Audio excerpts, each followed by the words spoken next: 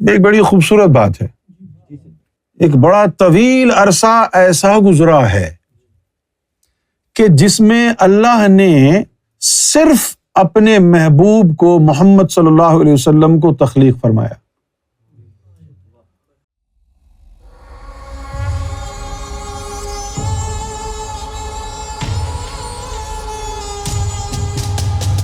دیکھیے دو چیزیں ہوتی ہیں، ایک حادث اور ایک قدیم۔ حادث کا مطلب ہوتا ہے نیا، قدیم کا مطلب ہوتا ہے پرانا۔ قدیم کی جو باؤنڈریز ہیں وہ وہاں پر ہیں جب اللہ تعالیٰ نے اپنی ذات کا اظہار نہیں کیا تھا، اپنی صفات کا اظہار نہیں کیا تھا، جب وہ چھپا ہوا خزانہ تھا، کنت کنزا مخفیہ، وہ قدیم ہے۔ پھر جب اس نے اپنی ذات کا، صفات کا، اسماء کا جب اظہار کیا اور اظہار کے نتیجے میں بہت ساری اللہ کی صفات کا ظہور ہوا، تو ذات قدیم ہے، جو ظہور ہوا ہے وہ حادث ہے۔ یہاں تک کہ اللہ تعالیٰ کی جو صفت الوہیت ہے، خالق ہونے کی جو صفت ہے، یہ بھی حادث ہے۔ جب اس نے مخلوق کو تخلیق نہیں کیا تھا وہ قدیم ہے نا۔ اس بات کو سمجھیں آپ، جب آپ کے ہاں اولاد پیدا ہوگی، آپ اولاد کے پیدا ہوتے ہی باپ بنیں گے۔ کیا ایسا ہو سکتا ہے کہ اولاد پیدا نہ ہوئی ہو اور وہ اولاد ہونے سے پہلے بھی باپ ہو سکتا ہے ایسا؟ تو باپ کا مرتبہ کب آپ کو ملتا ہے؟ جب اولاد ہوتی ہے۔ تو اولاد اور باپ کا مرتبہ ہم عمر ہے۔ جب تک اولاد نہیں تھی تو آپ باپ بھی نہیں تھے۔ جب تک اولاد پیدا نہ ہو آپ باپ نہیں کہلا سکتے۔ اچھا، میں اگر آپ سے ایک چھوٹا سا سوال کروں تو کیا میں یہ امید رکھوں کہ آپ اس کا دانشمندانہ جواب دیں گے؟ قرآن مجید میں اللہ تعالیٰ نے جو یہ بات کہی، ما کان محمد ابا احدکم من الرجال، کہ اور محمد رسول اللہ تم میں سے کسی مرد کے باپ نہیں ہے، تو کیا مطلب ہے اس کا؟ جبکہ تاریخ گواہ ہے کہ آپ کے دو بیٹے پیدا ہوئے، قاسم، ابراہیم، یہ تو معلوم ہے نا ہم کو، یا نہیں معلوم؟ روایتوں میں آیا ہے نا، دو بیٹے ہوئے، انتقال ہو گئے، لیکن اللہ تو کہہ رہا ہے کہ وہ باپ ہی نہیں ہے، وہ مرتبہ ہی نہیں ہے ان کے پاس باپ ہونے والا۔ ما کان محمد ابا احد من رجالکم ولکن رسول اللہ وخاتم النبیین ولکان اللہ بکل شیء۔ اور اللہ تعالیٰ ہر چیز جانتا ہے۔ کس چیز کے بارے میں کہا جا رہا ہے؟ وکان اللہ بکل شیء، اللہ ہر چیز جانتا ہے۔ تم سمجھ رہے ہو کہ وہ باپ ہیں۔ اب اگر اللہ نے کہا ہے کہ وہ باپ نہیں ہے کسی بھی مرد کے، تو پھر باپ نہیں ہوں گے نا۔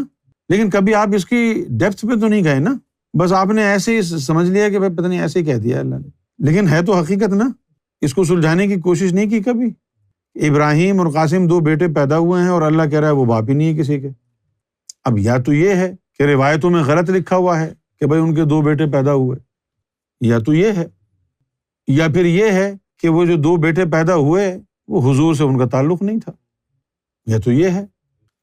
اور اگر حضور سے ہی تعلق تھا، وہ دو بیٹے بھی ہوئے، تو پھر اللہ پتہ نہیں کیوں کہہ رہا ہے، تو پھر تو کنٹروورشل ہو جائے گا نا۔ تو اب اللہ تعالیٰ تو ایسی بات نہیں کر سکتا نا کہ جو نہ ہو، کیونکہ اللہ نے تو دعویٰ کیا ہے اس کے آخر میں، وَكَانَ اللَّهُ بِكُلِّ شَيْءٍ عَلِيمٌ، وہ ہر چیز جانتا ہے، تم تو کچھ بھی نہیں جانتے، تم تو روایتوں میں جو لکھا ہے وہی پڑھ کے بتا سکتے ہو کیا تھا کیا نہیں تھا، لیکن اللہ ہر چیز جانتا ہے۔ ہر چیز سے مراد یہ ہے کہ وہ جو پیدا ہوئے ان کا تعلق کس سے تھا وہ یہ بھی جانتا ہے۔ تو قدیم وہ ہے کہ جس میں تغیر نہیں تھا، اور ظہور کے بعد جو صفات کا اظہار ہوا ہے وہ حادث۔ اب جب غوث اعظم رضی اللہ تعالیٰ عنہ نے یہ فرمایا کہ اللہ تعالیٰ نے مجھے اپنے سر قدیم سے واقف کار کیا ہے، تو یقیناً اس راز کا انکشاف کیا ہوگا اللہ نے سیدنا غوث اعظم رضی اللہ تعالیٰ عنہ پر، کہ جس کا تعلق ذات قدیم اور زمان قدیم سے تھا۔ زمان قدیم کون سا زمان ہے؟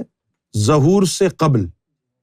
ظہور سے قبل زمان قدیم ہے، ظہور کے بعد زمان حدوث ہے۔ یہ چھوٹی چھوٹی چیزیں تو ہیں جو سمجھ جائیں تو آپ کے بڑے مسائل حل ہو جائیں۔ اب جیسے میں نے آپ کو کہا ہے کہ اگر آپ کی کوئی اولاد نہیں ہوئی تو آپ باپ کہلا سکتے ہیں۔ تو جب اللہ نے کوئی مخلوق نہیں بنائی تھی، کیا وہ اس وقت بھی معبود تھا؟ نہیں، اگر آپ سمجھتے ہیں کہ اس وقت بھی تھا معبود، تو مخلوق کہاں ہے؟ اب ابد کہاں ہے؟ تو یہاں پر اگر آپ توجہ فرمائیں ذرا سی دیر کے لیے اور اپنے ذہن کو ذرا اسٹیمولیٹ کریں تو آپ کو معلوم یہ ہوگا کہ جتنی عمر مخلوق کی ہے اتنی ہی عمر مرتبہ خالق کی ہے، چھوٹا بڑا نہیں ہے کوئی عمر میں۔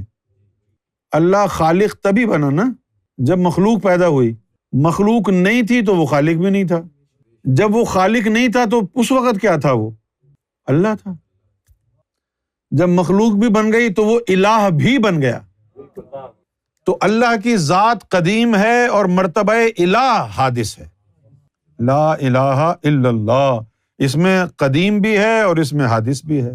اس میں قدیم اللہ کی ذات ہے اور مرتبہ الہ معبود ہونا یہ حادث ہے۔ ایک بڑی خوبصورت بات ہے، بڑی خوبصورت بات ہے۔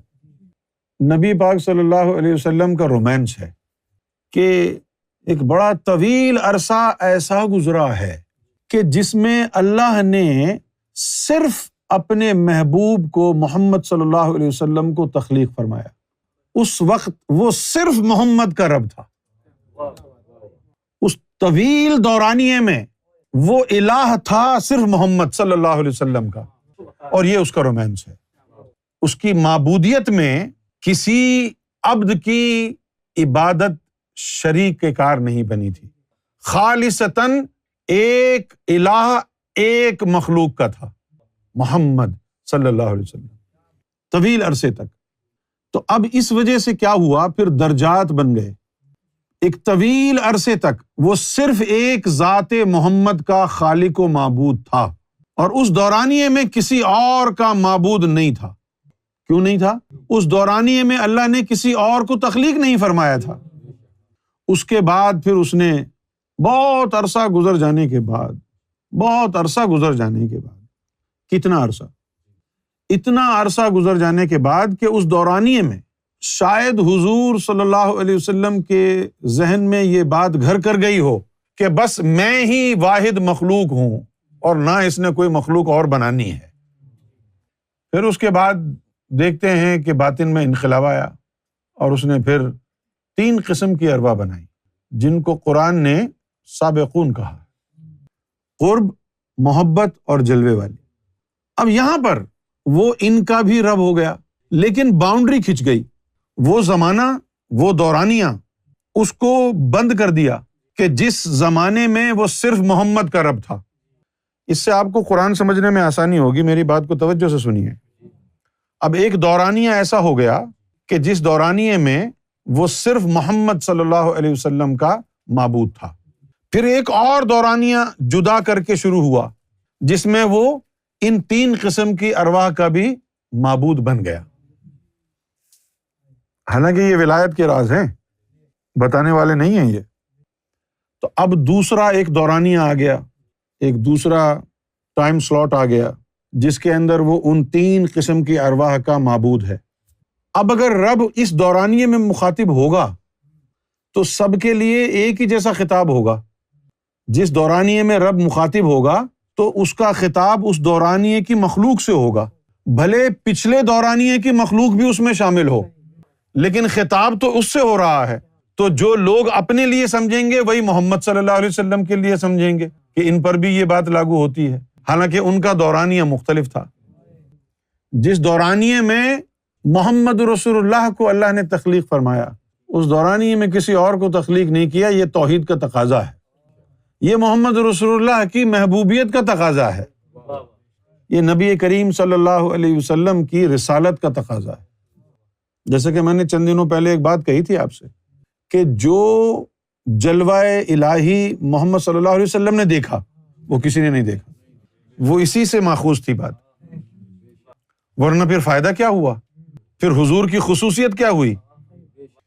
جو جلوہ نبی پاک صلی اللہ علیہ وسلم نے اللہ کا دیکھا ہے وہ صرف محمد صلی اللہ علیہ وسلم کی ذات تک محدود ہے۔ اب ایک اور دورانیہ آ گیا جس میں 3 ارواح بنائی، قرب، محبت، جلوے والی۔ یہ دورانیہ بھی چلتا رہا حتیٰ کہ ان کو یہ گمان ہوا کہ بس یہ ہمارا ہی معبود ہے اور کوئی نہیں ہے، صرف اس نے کائنات اسی لیے بنائی تھی، بس کوئی ہلچل نہیں تھی۔ تینوں روحیں جو ہیں قرب، محبت، جلوے والی اپنے اپنے چپکے سے کام میں بزی تھی۔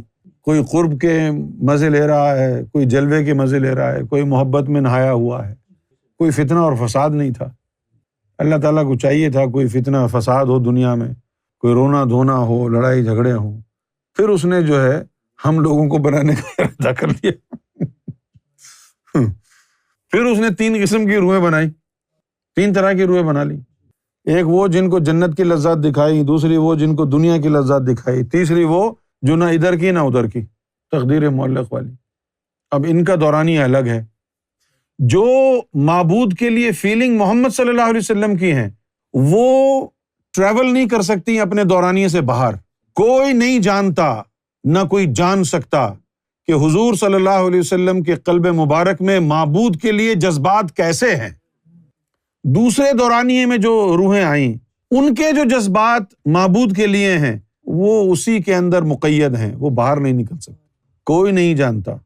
اور پھر جو تیسرا دورانیہ آیا ہے، اس میں سب سے زیادہ گھٹیا لوگ آئے۔ اس دورانیے کے لیے اللہ تعالیٰ نے قرآن مجید میں فرمایا کہ اللہ نے جنات اور انسانوں کی کثرت کو جہنم کے لیے پیدا فرمایا۔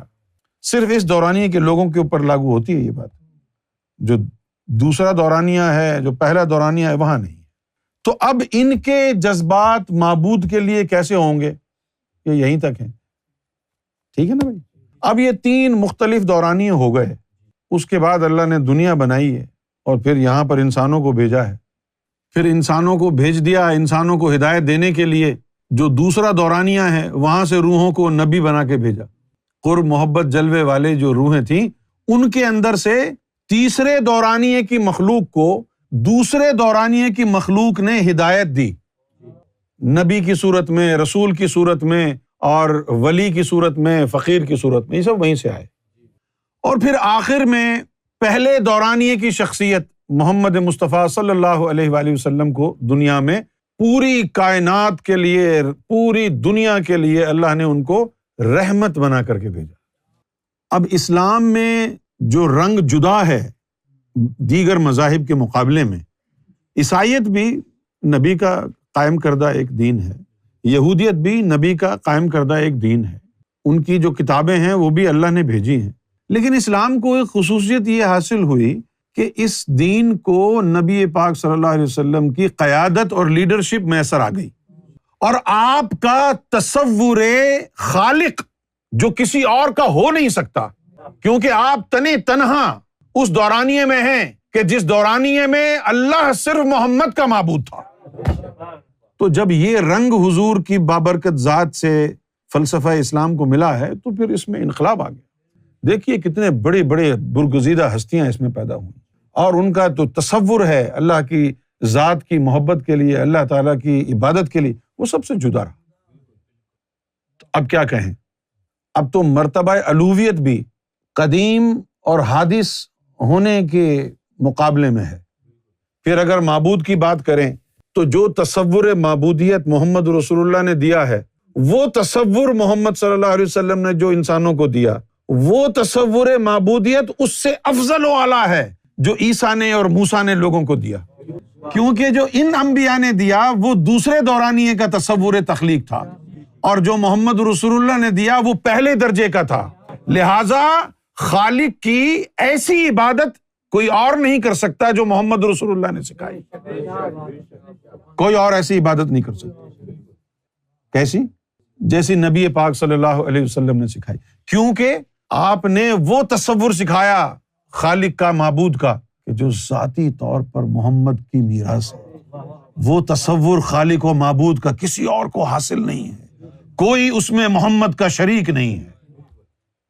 اب یہ خاص بات تھی، مجھے امید ہے کہ اب آپ کو سمجھ میں آیا ہوگا حادث اور قدیم کیا ہوتا ہے۔